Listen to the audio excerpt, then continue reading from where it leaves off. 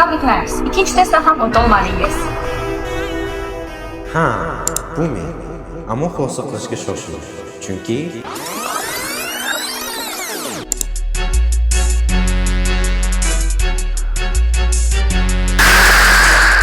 bu ham men.